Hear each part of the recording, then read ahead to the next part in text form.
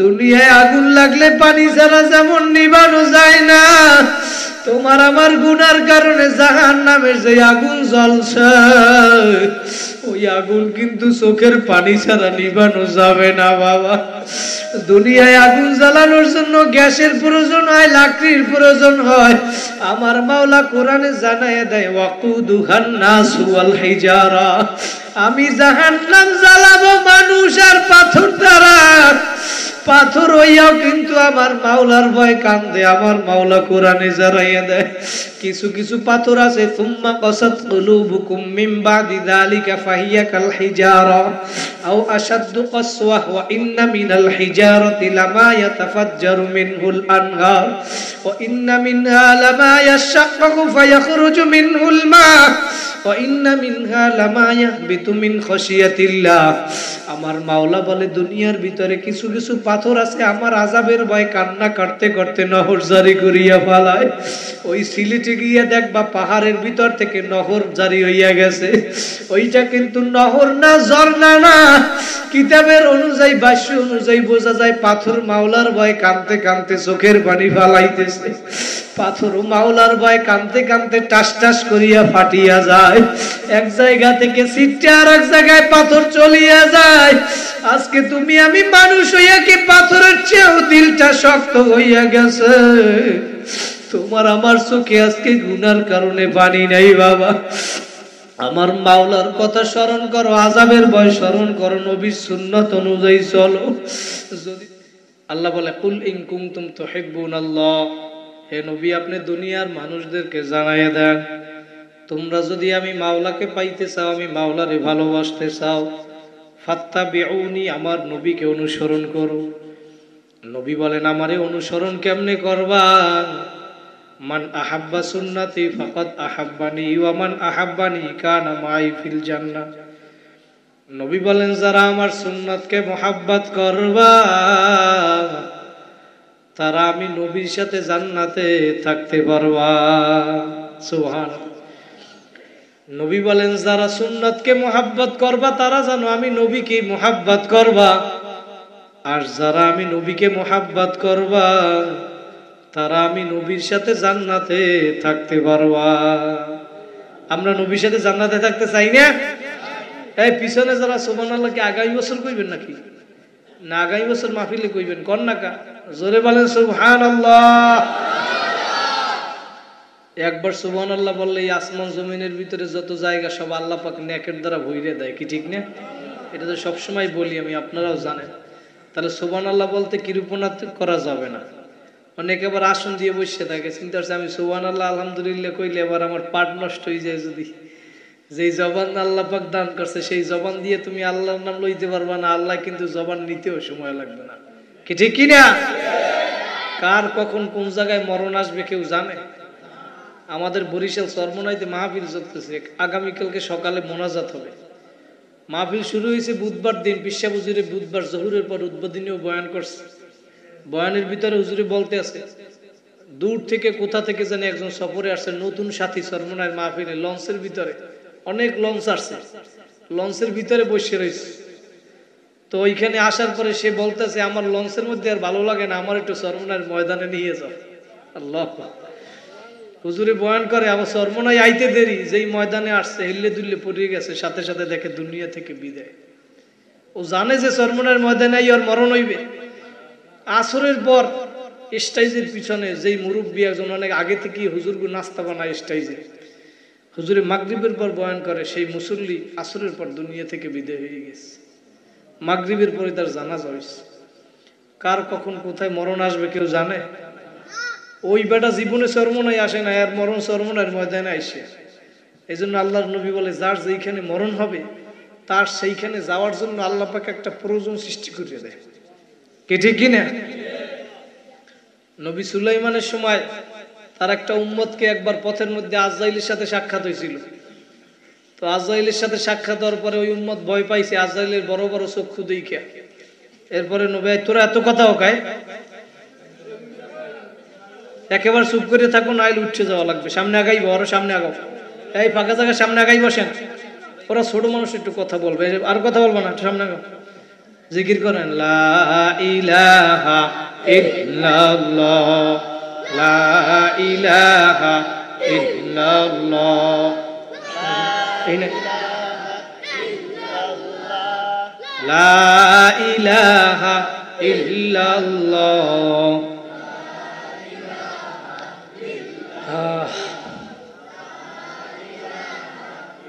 লা ইলাহা ইল্লাল্লাহু মুহাম্মাদুর রাসূলুল্লাহ। নবী সুলাইমান আলাইহিস সালাতু ওয়াস সালামের জামানায় ওই উম্মতের সাথে আজরাইলের সাথে সাক্ষাৎ হওয়ার পরে আজরাইলকে দেখে বড় ভয় পাইছে।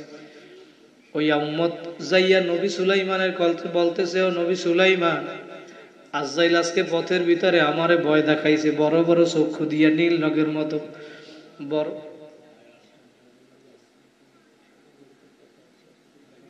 আচ্ছা ঠিক আছে, বলতেছে নবী আমার দিকে বড় বড় চক্ষু দিয়ে তাকাইছে, আমি দেখে বড় ভয় পাইছি, আপনি একটু আজরাইলকে বইলে দেন সে যেন এরকম উম্মতকে ভয় না দেখায়। নবী সুলাইমান এবার বলতেছে আজরাইলের সাথে পথের মধ্যে সাক্ষাৎ, বলে ও নবী, ও আজরাইল, তুমি আমার উম্মতদেরকে পথের ভিতরে কেন ভয় দেখাও? সে তো বড় বড় চক্ষু দিয়ে, তুমি তার দিকে কেন তাকাও? তারা তো দুর্বল উম্মত, তোমারে দেখে বড় ভয় পায়। তখন মালাকুল মউত ডাক দিয়ে বলে, ও নবী সুলাইমান, আপনার ওই উম্মতকে ভয় দেখানোর জন্য আমি তার দিকে তাকাই নাই, আমি তার দিকে তাকাইয়া তাকাইয়া আল্লাহর কুদরত দেখতেছিলাম, কিন্তু আমার মাওলা গায়বী ভাবে আমার ভয়ঙ্কর চেহারাটা তাকে দেখাইয়ে দিছে। এই চেহারাটা দেখার পরে তার ভিতরে মউতের ভয় চলিয়ে আসছে, আর সে আপনার কাছে গেছে ভয় পাওয়ার পরে। উম্মত গিয়া বলতেছে, ও নবী সুলাইমান, আমি বড় ভয় পাইছি, আপনি বাতাসকে হুকুম করেন বাতাস যেন আমারে দূরে নিয়ে এক জায়গায় রাইখে আসে। নবী সুলাইমান আলাইহিস সালাতু ওয়াস সালাম বাতাসকে হুকুম করলো উম্মতের মনোবাসনা পূরণ করার জন্য, কোনো প্রশ্ন না করিয়া বলে, বাতাস, আমার উম্মত ভয় পাইছে, ওরে উড়াইয়া তুমি দূরে এক জায়গায় নিয়ে রাইখে আস। বাতাস হুকুম পাওয়ার সঙ্গে সঙ্গে উড়াইয়া তাকে দূরে এক জায়গায় হাজার হাজার কিলোমিটার দূরে রাইখে আসে। মালাকুল মউত ডাক দিয়ে বলে, ও নবী সুলাইমান, ওই উম্মতকে ওর দিকে তাকাইয়া তাকে আমি মাওলার কুদরত দেখতেছিলাম। বলে কি কুদরত দেখতেছিলাম? বলে আমি তাকাইয়া তাকাইয়া দেখতেছি ওর মউতের হুকুম একটু পরেই হইয়া যাবে, আমি ওর জান কবজ করার জন্য প্রস্তুতি গ্রহণ করতে আসি, কিন্তু আমি তাকাইয়া দেখি ও এই জায়গায় আপনার আশেপাশে ঘোরাফেরা করতে আছে, ওর মউতের জায়গা হইছে হাজার হাজার কিলোমিটার দূরে। আমি এখন চিন্তা করি ও হাজার হাজার কিলোমিটার দূরে এই অল্প সময়ের মধ্যে কেমনে যাবে? ও আমার ভয়ঙ্কর চেহারাটা দেখে আপনার কাছে ভয় পাইয়া গেছে, আর আপনি বাতাসকে হুকুম করছেন বাতাস উড়াইয়া তাকে হাজার হাজার কিলোমিটার সেই জায়গায় রাইখে আসছে যেইখানে তার মরণ হবে। আজরাইল বলে, ও নবী সুলাইমান, আমি এই মাত্র ওর জান কবজ কইরা আপনার কাছে আসছি। কার কখন কোথায় মরণ হবে বাবা কেউ জানে না। এই ফেনী সদর হসপিটাল থেকে দৈনিক শত শত লাশ গ্রামের বাড়ি নিয়ে যায়, একবার যে চলিয়া যায় আর কোনো দিন আসে না। কথা বলেন ঠিক কি? মহিলাদেরকে 5টা সাদা কাপড়ের প্যাকেট বানাইয়া, পুরুষদেরকে 3টা সাদা কাপড়ের প্যাকেট বানাইয়া গ্রামের বাড়ি কবরে নিয়ে ফেলাইয়া রাখবে। একটু আসন দিয়া বসো, মাথাটা নত কইরা দাও, দিলটাকে আমার মাওলার সঙ্গে লাগাইয়া দাও, আর মনে মনে ভাবো কার মা নাই কার বাবা নাই, আমিও একদিন দুনিয়া থেকে বিদায় হইয়া যাব। দুনিয়া থেকে বিদায় হওয়ার পর এখন তুমি একটু মুরাকাবা করো, মরার আগে একটু মইরা দেখো। কবি বলছে রুহু তন সে উরগাই, মুর্দা কি হালাত কিয়া হুই। তোমার শরীর থেকে তোমার রুহুটা বের হইয়া গেছে, এখন দেখো তাকাইয়া তোমার লাশটা বইরে রইছে। এখন তোমারে আর কেউ বলবে না আব্দুল্লাহ ঘুমাইয়া রইছে, বলবে আব্দুল্লাহর লাশটা বইরা রইছে। আব্দুর রহিমের লাশটা বইরা রইছে। এখন তুমি তাকাইয়া দেখো, যেই সন্তানের জন্য মাথার গাম পায়ে ফেলাইয়া, যেই পরিবারের জন্য ঘর বানাইলা, বিল্ডিং বানাইলা, দালান বানাইছো, তোমার লাশটা আজকে ওই ঘরের ভিতরেও জায়গা দিবে না। লাশটা নিয়ে এখন বাড়ির সামনে উঠানের ভিতরে ফেলাইয়া রাখবে। তোমার সন্তান আইসা ডাকবে, বাবা বাবা, কই জব তো আর দিবা না। ও আমার ফেনীর সরস্বতীর যুবক ভাইরা, আমার মুরব্বী বাবারা, পর্দার আড়ালের মা বোনেরা, কোন দুনিয়ার পাগল হইছো, কোন দলের পাগল হইছো, কোন নেতা নেত্রীর পাগল হইছো? বাবা একটু আসন দিয়া বইসা মনটাকে একটু প্রশ্ন করো, কেন দুনিয়া আসলাম?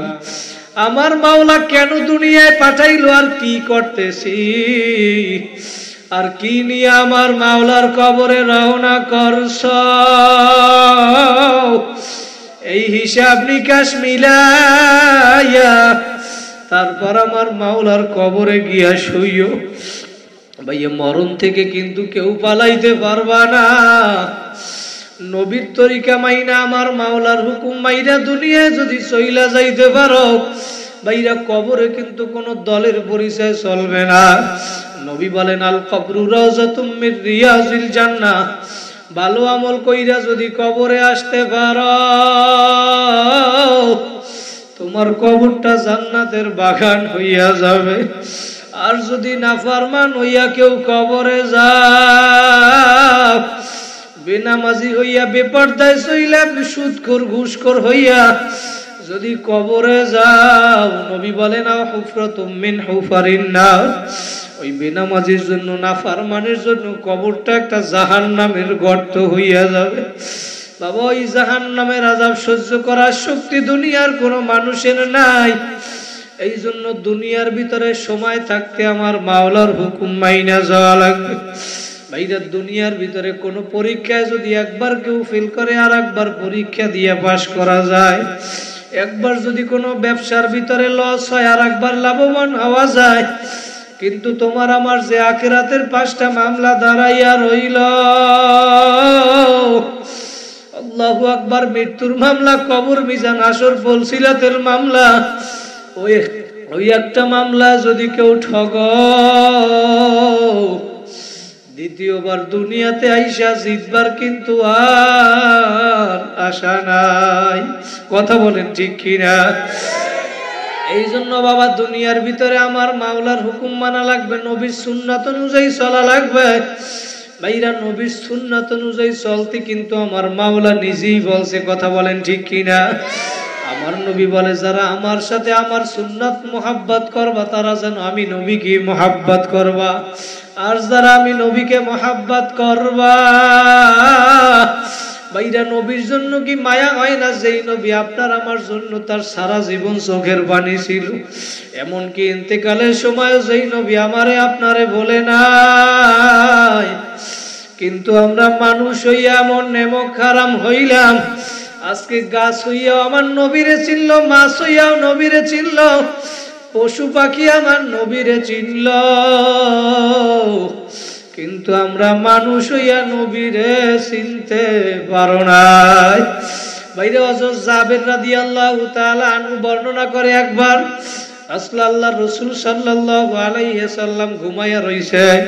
জাবের রাদিয়াল্লাহু তাআলা আনহু বর্ণনা করে, আমি পাহারা দিতেছিলাম, আল্লাহর রাসূল ঘুমায়া রইছে। আমি তাকাইয়া দেখি যখন আল্লাহর নবী ঘুমায়, তখন দেখি দূর থেকে একটা গাছ মানুষের মতো হাইটে হাইটে আল্লাহর রাসূলের মাথার কাছে আইসা দাঁড়াইলো। জোরে বলেন সুবহানাল্লাহ। জাবের রাদিয়াল্লাহু তাআলা আনহু বর্ণনা করে, আমি দেখি তাকাইয়া গাছটা আল্লাহর রাসূলের মাথার কাছে কতক্ষণ দাঁড়ানোর পর ওই গাছটা আবার তার নিজের জায়গায় যাইয়া লাইগা গেছে। মনে হয় না যে গাছটা একবার উঠা তার মাথার কাছে আসছিল। আল্লাহু আকবার। জাবের রাদিয়াল্লাহু তাআলা এই ঘটনা দেখার পর আল্লাহর রাসূল ঘুম থেকে উঠলো। ঘুম থেকে ওঠার পরে জাবের এবার বলতেছে, ও নবী, আপনি যখন ঘুমাইয়াছিলেন তখন আমি একটা জাদু দেখছি, জাদু। আল্লাহর নবী বলে, জাবের তুমি কি জাদু দেখছো? বলে আপনি যখন ঘুমাইয়াছিলেন ওই দূর থেকে ওই গাছটা মানুষের মতো হাইটা হাইটা আপনার মাথার কাছে এসে দাঁড়াইলো। কতক্ষণ দাঁড়াইয়া আপনার চেহারার দিকে তাকাইয়া রইছে, আবার তার নিজের জায়গায় যাইয়া গাছটা লাইগা গেছে। জাবের রাদিয়াল্লাহু তাআলা আনহুকে এবার মিষ্টি হাসি দিয়ে আল্লাহর নবী বলে, জাবের তুমি জাদু দেখো নাই, জাদু দেখো নাই। ওই গাছটা যখন দূর থেকে আমি নবীরে দেখতেছিল, ওর মন ভরতেছিল না, তখন ওই গাছটার জবান আমার মাওলা কইলা দিছে। জবান ডাক দিয়া বলে মালিক, গাছটায় ডাক দিয়া বলতেছে, আল্লাহ তোমার বন্ধু আমার এত কাছে ঘুমাইয়া রইছে, অনুমতি দাও আমি একটু তোমার বন্ধুর মাথার কাছে যাইয়া মন ভইরা দেখি। গাছ হইয়াও আমার নবীরে ছিল, কিন্তু আমরা কপাল পোড়া মানুষ হইয়া আমার নবীরে চিনতে পারি নাই। আল্লাহ নবী বলে, জাবের আমার ওই গাছটার দোয়া আমার মাওলা কবুল করিয়া ফেলাইছে। জোরে বলেন আল্লাহু আকবার। গাছ হইয়া যদি আমার নবীরে চিনতে পারে, মাছ হইয়া পশু পাখি হইয়া যদি আমার নবীরে চিনতে পারে। আল্লাহ রসুল বিদায় হজের সময় যখন উট কুরবানি করতেছিল, বিদায় হজের সময় আল্লাহ রসুল 100 উট কুরবানি করছে, 40টা উট আল্লাহ রসুল নিজের হাতে জবাই করছে। জোরে বলেন সুবহানাল্লাহ। আরগুলা জবাই করছে হযরত আলী রাদিয়াল্লাহু তাআলা আনহু। বাইরা কিতাবের ভিতরে আসছে, যখন আল্লাহ নবী উটগুলা জবাই করতেছিল তখন ওই উটের ভিতরে প্রতিযোগিতা শুরু হইয়া গেছে, কার আগে কে যাইয়া আল্লাহ নবীর ছুরির নিচে গলা লাগাইবে। উট হইয়া আমার নবীরে চিনল। সাহাবায়ে কেরাম সেই নবীরে কেমন ভালোবাসলো। আল্লাহু আকবার। আল্লাহ রসুল একদিন রাত্রবেলা ঘুমাইয়া রইছে, এই ঘুম থেকে উঠে একটা পাত্রের ভিতরে আল্লাহ রসুল পেশাব করছিল। এই পেশাব করার পরে অন্ধকারের ভিতরে পাশে সেইটা রাইখা দিল। আল্লাহু আকবার, আল্লাহু আকবার। তার খাদেম ছিল, গোলাম ছিল উম্মে আইমান রাদিয়াল্লাহু তাআলা আনহু। উম্মে আইমান রাদিয়াল্লাহু তাআলা আনহু রাত্রবেলা তার এমন পরিমাণে পানির পিপাসা লাগছে, তার পানির পিপাসার কারণে সে ঘুম থেকে জায়গা গেল। ঘুম থেকে উঠে এখন অন্ধকারের ভিতরে পাশে হাত দিয়া দেখে একটা পাত্র রাখা, যেইটার ভিতরে পানি। দইরা দেখে পানির মতো তরল, নাকের কাছে নিয়ে দেখে এমন সুগেরান আর জীবনে কোনোদিন পায় নাই। এখন তার পানির পিপাসায় আর মন মানতেছিল না। সে অন্ধকারের ভিতরে এখন ঘেরান পাওয়ার পরে ওই পাত্রের পানি সে পান কইরা ফেলাইছে। আল্লাহর নবী সকালবেলা উঠে বলে, উম্মে আইমান পাত্রে কিছু জিনিস রাখা আছে, বাইরে নিক্ষেপ কইরা আসো। একবার বলে যা, উম্মে আইমান কোনো কথা বলে না। আল্লাহর নবী 2 বার বলে, কোনো কথা বলে না। 3 বারের পর বলে, ও ইয়া রাসূলুল্লাহ, ইয়া হাবিবাল্লাহ, আপনি যেই পাত্রর পানি আমারে নিক্ষেপ করতে বলছেন সেইটা তো আমি রাত্রি নিক্ষেপ করিয়া ফেলাইছি। আল্লাহ নবী আর বুঝতে বাকি নাই, বলে কোথায় নিক্ষেপ করছো? উম্মে আয়মান এবার পেটকে দেখাইয়া বলে, ও নবী আমি পেটে নিক্ষেপ করছি। জোরে বলেন আল্লাহু আকবার। আমার নবী বলে, এইটা তো আমার পেশাব ছিল। উম্মে আয়মান বলতেছে, নবী আমি রাত্রবেলা অন্ধকারের ভিতরে পিপাসার কারণে উইঠা দেখি ভাতের কাছে পেয়ালা, পাত্রের ভিতরে পানির মতো তলন, এমন সুগেরান আমি আর মনকে মানাইতে পারি না, আমার মনের অজান্তেই আমি পান কইরা ফালাইছি। নবী নবী ডাক দিয়া বলে, উম্মে আয়মান তুমি পেশাব পান করছো, তুমি কিয়ামত পর্যন্ত তোমার শরীরকে তুমি জাহান্নাম থেকে বাঁচাইয়া ফেলাইছো। আল্লাহ নবী বলে, উম্মে আয়মান শুধু তাই নয়, তুমি আমার পেশাব পান করার কারণে যতদিন তুমি দুনিয়ায় বাইচা থাকবা ততদিন তোমার আর জীবনে কোনোদিন ক্ষুধা লাগবে না। ভাইরা আমি যেইটা বুঝাতে চাইলাম, আল্লাহ নবীর পেশাব পান করার পরে যদি সে জাহান্নাম থেকে বাঁচতে পারে, চিরজীবনের জন্য চিরস্থায়ী যদি জান্নাতি হইতে পারে, আল্লাহ নবীর সুন্নাত অনুযায়ী চললে তুমি আমি কেন জান্নাতে যাইতে পারবো না? ও আমার ফেনীর যুবক ভাইরা, আমার মুরব্বী বাবারা, পর্দার আড়ালের মা বোনেরা, যেই নবীর জন্য গাছ হইয়া পাগল ছিল, মাছ পশু পাখি হইয়া পাগল ছিল, সেই নবীর জন্য আজকে তোমার আমার মায়া লাগে না। যেই নবী ইন্তেকালের সময়ও তোমারে আমারে বলে না। আল্লাহর নবী চিরজীবন কিন্তু দুনিয়ায় থাকতে পারে নাই। বাবা, চিরজীবন দুনিয়ায় থাকার জায়গা না, তুমিও আমি কিন্তু থাকতে পারবো না। আল্লাহ নবীর যেই দিন ইন্তেকাল হবে, মালাকুল মউত আইসা যখন আল্লাহ নবীর ঘরের দরজায় আঘাত করছিল বাইরা, তখন আল্লাহর নবীর আঘাত পাওয়ার পরে ভিতর থেকে আল্লাহর নবীর কলিজার টুকরা মেয়ে ফাতেমা রাদিয়াল্লাহু তাআলা আনহা দরজা না খুইলা বলে, বাহিরে কে, তোমার কি প্রয়োজন? আমার কাছে বলো, আমার বাবা বুকের ব্যথায় অসুস্থ। মালাকুল মউত ডাক দিয়ে বলে, ফাতেমা তোমার কাছে বললে হবে না, আমারে নবীর সাথে সাক্ষাৎ করতে দাও।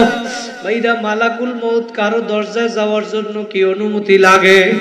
কারো দরজায় যাওয়ার জন্য অনুমতি লাগবে না। তাকাইয়া দেখবা দুনিয়ার ভিতরে মা ঘুমাইয়া রয়েছে, পাশ থেকে সন্তানকে নিয়ে যায়, দাদা ঘুমাইয়া রয়েছে, পাশ থেকে নাতিকে নিয়ে যায়, স্বামী ঘুমাইয়া রয়েছে, পাশ থেকে স্ত্রীকে নিয়ে যায়। কথা বলেন ঠিক কিনা? মালাকুল মউত কারো দরজায় যাওয়ার জন্য অনুমতি লাগে না। দুনিয়ার ভিতরে একজন হইছিল যিনি আপনার আমার মায়ার নবী, তার কাছে আমার মাওলা পাঠাইয়া বলছে, আজরাইল আমার বন্ধুর কাছে যাও কবজ করার জন্য, জান কবজ করার জন্য, কিন্তু আমার বন্ধুর অনুমতি চাইবা। যদি আমার বন্ধু তোমারে অনুমতি দেয় তারপরে জান কবজ করবা, আর যদি আমার বন্ধু অনুমতি না দেয় তাহলে তুমি আবার ফিরিয়ে আসবা। আল্লাহ নবীর কাছে যখন অনুমতি চাইলো জান কবজ করার জন্য, এদিকে ফাতেমা রাদিয়াল্লাহু তাআলা না 2-3 বার দরজা তো আর খোলে নাই। মালাকুল মউত আসছে না কে আসছে ফাতেমা তো আর জানে না। আল্লাহ নবীর কাছে গিয়া বলে, নবী দরজার বাহিরে কে আসছে? দুনিয়ার কার এত বড় সাহস? আল্লাহ নবী ডাক দিয়া বলে, ফাতেমা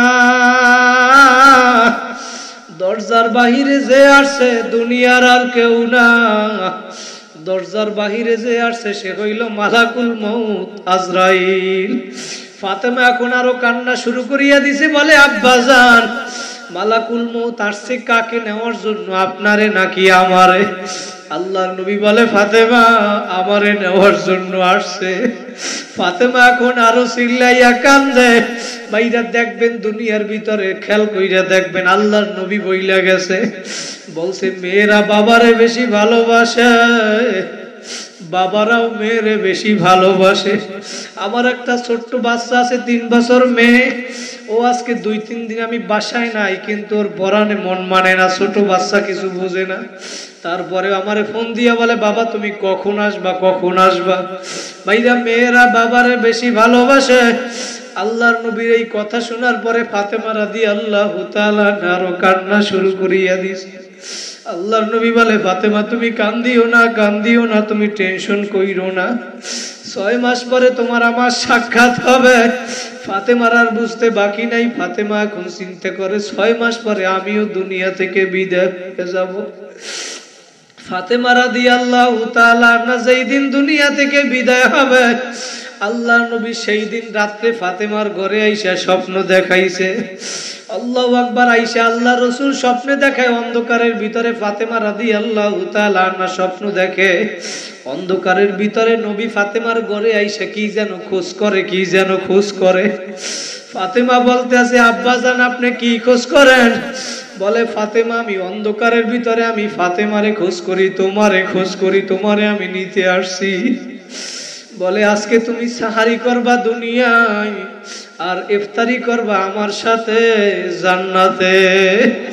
এই রাত্রবেলায় স্বপ্নে দেখার পরে ফাতেমার এখন আর মন মানে না। এখন ফাতেমার মৃত্যুর কথা স্মরণ হইয়া গেছে। ফজরের নামাজ পড়া আলী রাদিয়াল্লাহু তাআলা আনহু, ফাতেমার স্ত্রী, প্রতিদিন সকালে আইসা দেখতো ফাতেমারে জায়নামাজে দেখা যায়। আজকে ফজরের পর যে আলী আইসা দেখে ফাতেমারে আর জায়নামাজে দেখা যায় না, ফাতেমারে আর জায়নামাজে দেখা যায় না। আলী আইসা বলে, ফাতেমা তোমারে আজকে জায়নামাজে কেন পাই নাই? বলে, আজকে রাত্রে আব্বা আমারে স্বপ্নে দেখাইছে আজকে আমি দুনিয়া থেকে বিদায় হইয়া যাব, আমার বুঝতে কোনো বাকি নাই। বলছে আমি সাহারি করব দুনিয়ায়, ইফতারি করব জান্নাতে। বলে আমার হাসাইন হুসাইন রে একটু ডাক দেন, আমার মৃত্যুর যন্ত্রণা শুরু হইয়া গেছে। ফাতেমা বলতে আছে আলী, আপনি আমার বুকের উপরে হাত রাইখে একটু দোয়া কইরা দেন, আর আপনি আমারে মাফ কইরা দিয়েন, কারণ আমি অসুস্থর সময় আমি আপনার খেদমত করতে পারি না।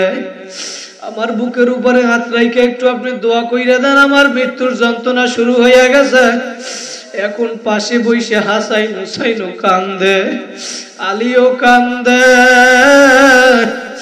আলীরও বুঝতে বাকি নেই। আলী বলে আমিও তো স্বপ্নের ব্যাখ্যা জানি, আল্লাহর নবীর এই স্বপ্ন অনুযায়ী বুঝলাম তুমি আজকে দুনিয়া থেকে চইলা যাবা। এখন হাসাইন হোসেন পাশে বইয়া কান্দে। ফাতেমা আবার ডাক দিয়ে বলে আলীকে আমি আপনাকে একটু ওসিয়ত কইরা গেলাম, আমি আজকে দুনিয়া থেকে বিদায় হওয়ার পর আপনি দ্বিতীয় বিবাহ কইরেন, আমার কোনো সমস্যা নাই, আমি অনুমতি দিয়া গেলাম। কিন্তু দ্বিতীয় বিবাহ করার পরে আপনি সপ্তাহে 7 দিন, শনিবার রবিবার সোমবার মঙ্গলবার বুধবার বৃহস্পতিবার শুক্রবার, এই 7 দিনের ভিতরে 6 দিন নতুন বিবির সাথে ঘুমাইবেন, আর শুক্রবার দিন আমার কলিজার টুকরা হাসাইন হুসাইনের সাথে ঘুমাইবেন। কারণ হাসাইন হুসাইনের মাও নাই, নানাও নাই, ওরা আব্বাও যদি না থাকে ওরা দুনিয়ায় বড় এতিম হইয়া যাবে। আপনি যদি শুক্রবার দিন ওদের সাথে ঘুমান, ওরা বুঝবে আমার বাবা দুনিয়া আছে। ভাইরা, যার মা বাবা যার নাই সে জানে মা বাবা কি জিনিস। ওই মা বাবা তোমারে আমারে দুনিয়ায় আসার জন্য মৃত্যুর খাতায় সাইন করছিল। মা বাবা যে সন্তানের কি পরিমাণ ভালোবাসে, আর সন্তানও যে মা বাবার কি পরিমাণ ভালোবাসে। যার এই সম্পদ নাই সে জানে মা বাবা কি জিনিস। আমার ওই বরিশাল কয়েকদিন আগে আমাদের দায়িত্ব ছিল, শামীম ভাইয়ের বড় বোন মারা গেছে, ইন্তেকাল করছে। শামীম ভাই আমাদেরকে বলতেছিল হুজুর আমার বড় বোন দুনিয়া থেকে বিদায় হইয়া গেছে, আর ছোট একটা বাচ্চা রাইখা গেছে। ওই বাচ্চাটা এখন রাত্রবেলা আমার ছোট বোনের খালাম্মার কাছে ঘুমায়, কিন্তু রাত্রবেলা ঘুমের ভিতরে ঘুম সজাগ হইয়া চিল্লাইয়া উঠে, চিল্লানি মাইরা মা মা কইয়া ঘুমের ভিতরে ডাক দিয়া ওঠে, আর ডাক দিয়া বলে খালাম্মা আমার আম্মায় কোথায়। শামীম ভাই বলে হুজুর ও তো ছোট মানুষ বুঝে না, আমি ওরে একটা নতুন জামা কিনিয়া দিছি, জামাটাও পাইয়া বড় খুশি হইছে। আমারে বলতে আছে মামা আমি এই জামাটা গায়ে দিয়ে প্রথম আমার আম্মারে আমি দেখাবো। শামীম ভাই বলে হুজুর আমি চোখের পানি রাখতে পারি না, ওর জামাটা পরাইয়া ওরে আমি ওর মার কবরের কাছে নিয়ে গেছি। ও এখন জামাটা গায়ে দিয়ে আর মার কবরের পাশে ঘুরে আর ডাক দিয়ে বল মা আমি নতুন জামা গায়ে দিছি, তুমি তাকাইয়া দেখো। শামীম ভাই বলতে আছে হুজুর আর কান্না দেখে আমারও চোখের পানি চলে আসছে, আমারও তো বোন, আমি আর কান্না রাখতে পারি নাই। যার মা বাবা নাই সে জানে মা বাবা কি জিনিস। ভাইরা কার মা বাবা দুনিয়া আছে সম্পর্ক নাই, মা বাবার সাথে বেদবি করিয়া ভালাইছো। আজকে এই মাহফিল শেষ করিয়া মা বাবার পাও দইরা হাত দইরা মাপ চাবা। তুমি আমি জীবনে যতই বড় হও না কেন মা বাবার দোয়া ছাড়া হইতে পারো নাই। ও সন্তান তুমি ঢাকায় লেখাপড়া করো, চাকরি করো, ভার্সিটিতে পড়ো, মাদ্রাসায় পড়ো, হোটেলে পড়ো, তুমি দূরে দূরে থাকো, মনে করছো বাড়িতে বসে মনে হয় তোমার মা বড় আরামে আছে। না না, তুমি দূরে থাকো, তোমার বাড়ি কত মেহমান আসে, তোমার মা কত রান্না বান্না করিয়া পাক করিয়া খাওয়ায়, কিন্তু মার কলিজাটা ফাইটা যায়, এক পিস গোস্ত মুখে দেয় না। কারণ চিন্তা করে আমার সন্তানটা মাদ্রাসায় পড়ে, বোর্ডিং এ খায়, ভার্সিটিতে পড়ে, কলেজে পড়ে, বোর্ডিং এ মেসে খায়, ভালো খাইতেও পারে না। ওর মুখে দেওয়া সারা রাত পর্যন্ত মায়ের মুখে আর খানা যায় না। সবাই রে খাওয়াইয়া দাওয়াইয়া মা এক ফোঁটাও ভাত লোকমা মুখে দেয় না।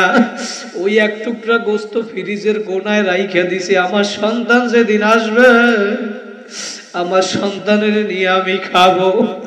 ও আমার যুবক ভাইরা, আমার মুরব্বী বাবারা, কার মা নাই কার বাবা নাই, যার মা বাবা নাই দুই ফোঁটা চোখের পানি ফালাও। কার মা বাবারে কবরে 5 খান 3 খান কাপড়ের প্যাকেট বানাইয়া কবরে রাইখে আসছো। তুমি আজকে ল্যাপ কম্বল গায়ে দিয়া এসির ভিতরে ঘুমাও। ওই আজকে শাহ আলম ভাই আমার সভাপতি সাহেব ভাইয়ের বাসায় খানা খাইলাম। আমি জিজ্ঞেস করলাম শাহ আলম ভাই আপনার কি মা বাবা আছে? বলে না হুজুর আমার মা বাবা নাই। এত শান্তি এত গাড়ি বাড়ি কিন্তু যে আদরের মা বাবা নাই। আজকে কত সম্পদ হইল কত কিছু হইল। বলে হুজুর আজকে চাইলে যদি আমি বাবার একটা লুঙ্গি কিনিয়ে দিতে পারতাম, কিন্তু আজকে আমার বাবা দুনিয়ায় নাই। অনেক রিকশাওয়ালা আইসা বলে হুজুর আমার বাবা যখন দুনিয়ায় ছিল আমার একটা লুঙ্গি কিনা দেওয়ার সামর্থ্য ছিল না, কিন্তু আজকে আমার বাবা দুনিয়ায় নাই। আমি চাইলে 1000 লুঙ্গি আমি বাবারে কিনিয়ে দিতে পারতাম। একটা শাড়ির দিকে তাকাইলে শাড়ি দেখে আমার মায়ের কথা মনে পড়ে যায়। আমি যখন ঈদের সময় বাড়ি আসতাম দরজার সামনে দাঁড়াই আমার বাবা অপেক্ষা করত। ছোটবেলা আমরা যখন ঘর দিয়ে মাদ্রাসায় রওনা করতাম আমার বাবা আমারে আগাইয়া দেওয়ার জন্য দরজা পর্যন্ত আসতো, কিন্তু আমার মা শুধু দরজার কাছে আসতো না। যখন আমি রাস্তায় যাইতাম আমার মা দরজা পার হয়ে আস্তে আস্তে সিঁড়ির কাছে নামতো।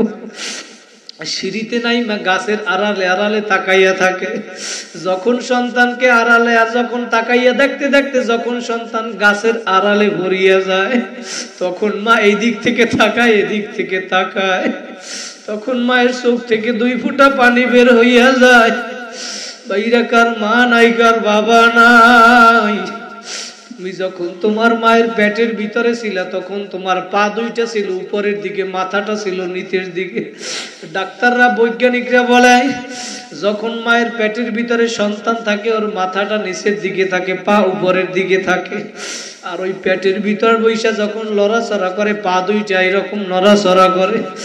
যখন লাথি মারে ওই প্রত্যেকটা লাথি গিয়া মায়ের কলিজা বাসাইয়া লাগছিল। তারপরেও মা কিন্তু তোমারে আমারে ফালাইয়া দেয় না। মায়ের যদি সন্তানের জন্য এত মায়া হইতে পারে, আমার মাওলা বলে বান্দা বান্দি রে আমি মাওলা তোদের জন্য মায়ের চেয়ে কোটি কোটি গুণ বেশি মায়া। আমি মাওলা অপেক্ষা করি বান্দা বান্দি আয়। তোরা গুনাহ করিয়া পালাইছো, ভুল করছো, আমার দরবার নৈরাশ হওয়ার দরবার না। ও পর্দার আড়ালের মা বোনের আকার মা নাই কার বাবা নাই। 2 ফোঁটা চোখের পানি ফেলাও, কান্না না আসলে একটু মনকে বুঝাও রে মন। যেই ঘর দিয়া তুমি একদিন নতুন বধূ হইয়া উঠছিলা, সুন্দর শাড়ি পইরা উঠছো, কত মানুষ শরবত পান করাইলো, বাতাস করলো। আবার যেই দিন ওই ঘর দিয়া 5 খান সাদা কাপড়ের প্যাকেট হইয়া মরা লাশ হইয়া বাইর হবা, ওই দিন সন্তানরা তোমারে ডাকবে মামা। কই ডাকে তো আর সারা দিবা না। এই জন্য ভাইরা মা বাবা কার নাই 2 ফোঁটা চোখের পানি ফালাও। মা বাবার কথা স্মরণ কইরা হইল 2 ফোঁটা চোখের পানি যদি এই ময়দানে ফালাইতে পারো, চোখের পানি ফালাইয়া দিলটাকে আমার মাওলার সঙ্গে লাগাইয়া দাও। আর মাওলার কাছে বলো মাওলা জীবনে যত গুনাহ করিয়া ফেলাইছি, নামাজ কাজা করছি, রোজা কাজে করছি, মা বাবারে কষ্ট দিছি, দাড়ি কামাইছি, জীবনে আর মা বাবারে কষ্ট দিবা না। দাড়ি কামাবা না, গুনার কাজ করবা না, নেকের আমল ছাড়বা না। আমার মাওলাকে ডাকার মতো যদি ডাকতে পারো, ইয়াবাম উরায়া নায়াবাম জুস্তে জুই মিকুনাম হাসিল আয়াত ইয়ানা আয়াত আরজু মিকুনাম। কিতাবের ভিতরে লেখছে আমার মাওলাকে ডাকার মতো ডাকতে থাকো। আর মনে মনে ভাবো মালিক আমি তোমারে ডাকবো, আমার ডাকে তুমি সাড়া দাও আর নাইবা দাও, তুমি আমারে মাফ করো আর নাইবা করো। আমি তোমার দরবার ছাড়বো না, তোমার দরবারে তোমারে আমি ডাকা বন্ধ করব না। তুমি আমারে মাফ করো আর নাইবা করো। ভাইরা তোমার আমার দিল আজকে শক্ত হইয়া গেছে, চোখে পানি নাই, দিল শক্ত হইয়া গেছে। গুনার কারণে আজকে চোখে পানি নাই। নবী বলে উম্মতেরা কান্দো কান্দো, দুই ফোঁটা চোখের পানি ফালাও, যদি কান্না না আসে ইবকু ইবকু ফাইল্লাম তাবকু ফাতাবাকু, যদি কান্না না আসে কান্নার বাহানা করতাতেও সওয়াব, কান্না না আসলে একটু কান্নার বাহানা কর। নবী অন্য হাদিসে বলে মান বাকা মিন খাশিয়াতিল্লাহ হারামাল্লাহু তিলকাল আইন আলান নার, যেই চক্ষু আমার মাওলার ভয়ে কাঁদবি ওই চক্ষু আমার মাওলা জাহান্নামে দিবে না। দুনিয়ায় আগুন লাগলে পানি ছাড়া যেমন নিভানো যায় না, তোমার আমার গুনার কারণে জাহান্নামের যে আগুন জ্বলছে ওই আগুন কিন্তু চোখের পানি ছাড়া নিভানো যাবে না বাবা। দুনিয়ায় আগুন জ্বালানোর জন্য গ্যাসের প্রয়োজন হয়, লাকড়ির প্রয়োজন হয়। আমার মাওলা কোরআনে জানায় দেয় ওয়াকুদুহান নাসু ওয়াল হিজারা, আমি জাহান্নাম জ্বালাবো মানুষ আর পাথর দ্বারা। পাথর হইয়াও কিন্তু আমার মাওলার ভয় কান্দে, আমার মাওলা কোরআনে জানাইয়া দেয় কিছু কিছু পাথর আছে তুম্মা কাসাত কুলুবুকুম মিন বাদি যালিকা ফাহিয়া কাল হিজারা আও আশাদ্দু কাসওয়া ওয়া ইন্না মিনাল হিজারাতি লামা ইয়াতাফাজ্জারু মিনহুল আনহার ওয়া ইন্না মিনহা লামা ইয়াশাক্কাকু ফায়াখরুজু মিনহুল মা ওয়া ইন্না মিনহা লামা ইয়াহবিতু মিন খাশিয়াতিল্লাহ। আমার মাওলা বলে দুনিয়ার ভিতরে কিছু কিছু পাথর আছে আমার আযাবের ভয় কান্না করতে করতে নহর জারি করিয়া ফেলায়। ওই সিলেটে গিয়ে দেখবা পাহাড়ের ভিতর থেকে নহর জারি হইয়া গেছে, ওইটা কিন্তু নহর না ঝর্ণা না। কিতাবের অনুযায়ী ভাষ্য অনুযায়ী বোঝা যায় পাথর মাওলার ভয় কাঁদতে কাঁদতে চোখের পানি ফালাইতেছে। পাথর মাওলার ভয় কাঁদতে কাঁদতে টাস টাস করিয়া ফাটিয়া যায়, এক জায়গা থেকে ছিটে আর এক জায়গায় পাথর চলিয়া যায়। আজকে তুমি আমি মানুষ হইয়া কি পাথরের চেয়েও দিলটা শক্ত হইয়া গেছে। তোমার আমার চোখে আজকে গুনার কারণে পানি নাই বাবা। আমার মাওলার কথা স্মরণ করো, আযাবের ভয় স্মরণ করো, নবীর সুন্নাত অনুযায়ী চলো। যদি চলতে পারো আস্তে আস্তে তোমার দিলটা নরম হইয়া যাবে বাবা। কত দিল শক্তওয়ালা মানুষ গতকালকেও পিসা হুজুরের চরমনায় বয়ান করছে, কত নতুন সাথী ভাইরা চরমনার ময়দানে আসছে, আইসা হুজুরের সাথে দেখা করছে, হুজুরেই বয়ান করছে, বলে হুজুর আমার চোখে আর জীবনে কোনোদিন পানি আসে নাই আজ পর্যন্ত, কিন্তু আপনি যখন বয়ান শুরু করছেন বলে হুজুর চোখের পানি আর রাখতে পারি নাই। সাথীদেরকে ডাক দিয়া বলে তোরা আমারে চরমনায় আগে কেন আনো নাই। কত মদখোর গাঁজাখোর চরমনার ময়দানে আইসা আল্লাহর ওলি হইয়া গেছে। আল্লাহু আকবার। আমি দাওয়াত দিয়া গেলাম বাবা আজ চরমনার ময়দানে যাইয়েন। এবছর যাইতে পারে না, আগামী নভেম্বর ফেব্রুয়ারি মাসে চরমনার মাহফিলে যাবে।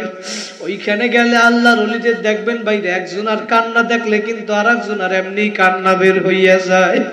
আমাদের ওই মরহুম আল্লাহর কুতুব সৈয়দ ফজলুল করিম রাহমাতুল্লাহি আলাইহি মানুষের কাছে কাছে যাইতেন আর পাও দইরা বুঝাইতেন বাবা গুনার কাজ ছাড়ো, নেকের আমল ধরো, গুনার কাজ ছাড়ো, নেকের আমল ধরো, আমার মাওলারে নিয়ে কবরে যাও।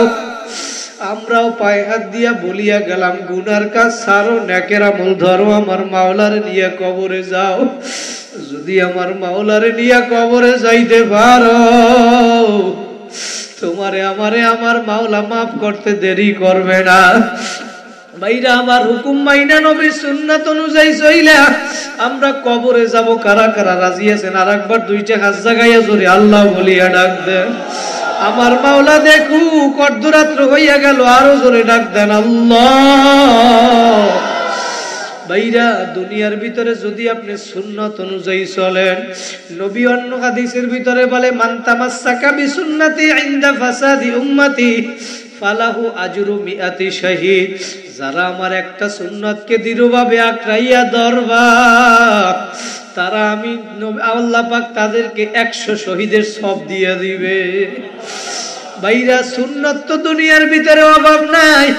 আপনি ইস্তেনজা করতে বাথরুমের ভিতরে কিভাবে ঢুকবেন, কিভাবে বের হবেন, সেইখানেও নবীর সুন্নাত। আপনি নখটা কিভাবে কাটবেন, নবীর সুন্নাত। খানা কেমনে খাইবেন, নবীর সুন্নাত। খানার আগে বিসমিল্লাহ বলবেন, নবীর সুন্নাত। খানা খাইতে বিসমিল্লাহ বলতে ভুলিয়া গেলে বিসমিল্লাহি আউওয়ালাহু আখিরা, নবীর সুন্নাত। খানার শেষে আলহামদুলিল্লাহ, নবীর সুন্নাত। ভাইরা নবীর সুন্নাত এমন কোন সাইড নাই যেখানে নাই নবীর সুন্নাত নাই। আপনি প্যান্ট পরছেন, আগে ডান পাওটা আগে ঢুকাইছেন, শার্ট পরছেন, গেঞ্জি পরছেন, আগে ডান হাতেরটা আগে ঢুকাইবেন। আল্লাহু আকবার। নবীর সুন্নাত যদি আদায় করতে পারো, আল্লাহু আকবার, আল্লাহু আকবার। সুন্নতের মধ্যে আবার নবীর বড় সুন্নাত হইল এই দাড়ি।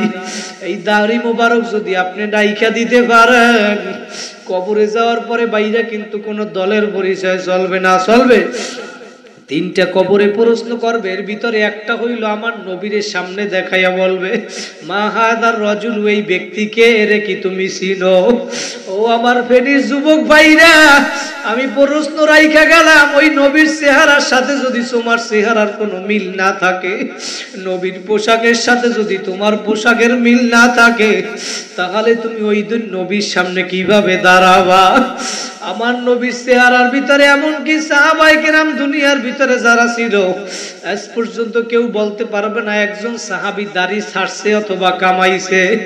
নবীরা দাড়ি কামায় নাই, ছাটে নাই, তাহলে তুমি আমি কোথায় এখন ফতুয়া পাইছো, দলিল পাইছো? আজকে যারা দাড়ি কাটো, কামাও নবীর কথা অনুযায়ী, বর্তমানে বৈজ্ঞানিকরা বলে যারা দাড়ি কামাইবে চেহারার সৌন্দর্য নষ্ট হইয়া যাবে, যারা দাড়ি কাটবে অথবা ছাড়বে তাদের চোখের পাওয়ার কমিয়া যাবে, যৌবন শক্তি কমিয়া যাবে। আমার নবী বলছে 1500 বছর আগে। বর্তমান বৈজ্ঞানিকরা এখন বাইর করছে, এই জন্য দেখবেন বর্তমানে বিধর্মীরাও কিন্তু দাড়ি রাখে। কথা বলেন ঠিক কিনা? অনেক হিন্দুরাও স্টাইল করিয়া দাড়ি রাখে, কারণ ওরা জানে এই দাড়ি কামাইলে যৌবন কমিয়া যাবে, চোখের পাওয়ার কমিয়া যাবে, চেহারা সৌন্দর্য নষ্ট হইয়া যাবে। ভাই রামজারা যারা দাড়ি রাখছি আমরা কিন্তু না বুঝা রাখি নাই বাবা। আমরা যারা দাড়ি রাখছি আমাদেরকে খারাপ দেখায় এমনও না বাবা, আমরা কিন্তু বুঝা শুই না তারপর দাড়ি রাখছি। শয়তানে কিন্তু আমাদেরকেও ধোঁকা দেয়। তারপরে যদি এখন কেউ বলে 1 কোটি টাকা দেব দাড়ি কামাও, কিন্তু কামাবো না। 1 কোটি টাকা দেব জামা গায়ে দি কইলে প্যান্ট শার্ট পরো, না না, কোনোদিনও প্যান্ট শার্ট পরবো না। নবীর সুন্নাতেই দাড়ি এই লম্বা জামা যদি গায়ে লাগাইতে পারো, আল্লাহু আকবার। আচ্ছা, শাহ ওলিউল্লাহ মুহাদ্দিস দেহলভী রাহমাতুল্লাহি আলাইহি একদিন রাত্রবেলা দুরূদ শরীফ পড়িয়া ঘুমানোর পরে স্বপ্নে আমার নবীর সাথে সাক্ষাৎ হইয়া গেছে। জোরে বলেন সুবহানাল্লাহ। স্বপ্নের ভিতরে স্বপ্নে দেখতেছে আমার নবীকে, স্বপ্নে দেখতেছে আমার নবীকে, স্বপ্ন দেখে নবী এইভাবে দাড়িগুলা খিলাল করতেছে। শাহ ওলিউল্লাহ দেখে নবী দাড়ি খিলাল করে। এই দাড়ি খিলাল করার পরে 1টা 2টা 3টা অথবা 3টা দাড়ি তার হাতের ভিতরে ছিঁড়িয়ে আসছে। 2টা অথবা 3টা দাড়ি হাতের ভিতরে ছিঁড়িয়ে আসার পরে নবী স্বপ্নের ভিতরে বলতেছে, শাহ ওলিউল্লাহ, তোমার সাথে আমার অনেক দিন সাক্ষাৎ হয় না, আজকে অনেক দিন পরে সাক্ষাৎ হইল, তোমারে আমি কিছু হাদিয়া দিতে চাই। ওই সেরা 2টা অথবা 3টা দাড়ি তার হাতের মধ্যে নবী হাদিয়া দিয়ে দিছে। হাদিয়া দেওয়ার পরে সকালবেলা যখন ঘুম থেকে ওইটা বাতি জ্বালাইছে, শাহ ওলিউল্লাহ মুহাদ্দিসের স্বপ্নের ভিতরে যেই দাড়ি তার হাতের মধ্যে নবী দিছে, দেখে বাতি জ্বালানোর পরে ওই কুচকুচে কালো দাড়ি তার হাতের মধ্যে দেখা যায়। তিনি এখন খুশি হইয়া আতর মাইখা সুমা দেয়, জামার পকেটে রাইখা দিল। ফজরের নামাজ পড়িয়া জিকির আজগার কইরা ইশাকের নামাজ পড়িয়া মাদ্রাসায় 10 দেওয়ার জন্য রওনা করছে। মরুভূমি আর মরুভূমি, ওই পথ দিয়া রওনা করছে। ওই মরুভূমির ভিতরে সূর্যের তাপ আর গরম, বালুর গরম। আল্লাহু আকবার। কিন্তু নবীর ওই দাড়ি তার পকেটে থাকার কারণে আজকে যখন ওই মরুভূমি দিয়া যাইতেছে, তখন দেখে মেঘ আইসা তারে আজকে ছায়া দিতেছে।